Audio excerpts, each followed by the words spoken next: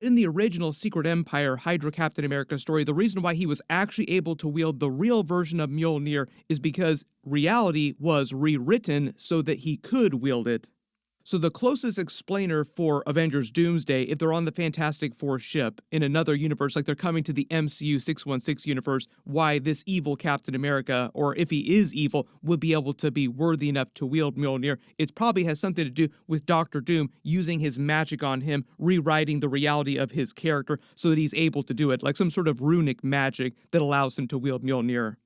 Because if Doctor Doom has runes on his armor, you can see him here when he stops Stormbreaker cold in his tracks and dissipates all the energy so that it basically does nothing to him, then he's also probably capable of doing something similar that allows this Captain America, this Steve Rogers, to wield Mjolnir. I can do this all day. Yeah, I know. I know. But if he does have a big heel turn in the movie, big surprise, it would be after this big rally Avengers moment where they all do the circle around and Doctor Doom reveals himself as the big villain of the story. Like, you only thought there was one villain here, there's another one too. But it doesn't answer what happens to our 616 version of Steve Rogers that went back to live with Peggy Carter that we saw in the Avengers Doomsday teaser trailer with his son being born. That's still our version of Captain America.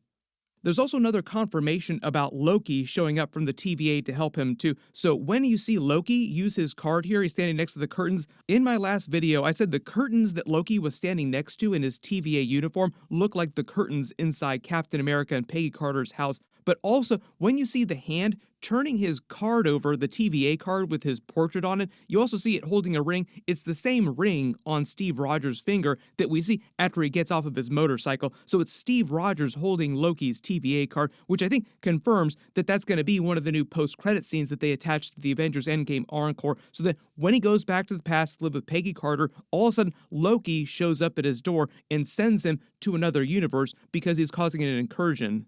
Like, Loki will show up and explain to him why he can't live in the past in this main timeline. Like, no, this is going to be a problem. You're causing a Nexus event. We had a whole couple seasons about it on my TV show that you probably haven't seen yet because you're Captain America and you just went to return all the Infinity Stones. And getting back to that poster that they released for the movie with Doctor Doom looking at the broken world with his dead wife and child on top of it, and it's cracked, the world is cracked, I think the idea is that an incursion destroyed his world and killed his wife and child, and he blames 616, or Steve Rogers, when he went back to live with Peggy Carter, for causing that incursion by doing that. Everybody post all your Steve Rogers, evil Steve Rogers, Steve-ul Rogers theories in the comments below. What do you think is going on with his character Shirt Pants in the movie?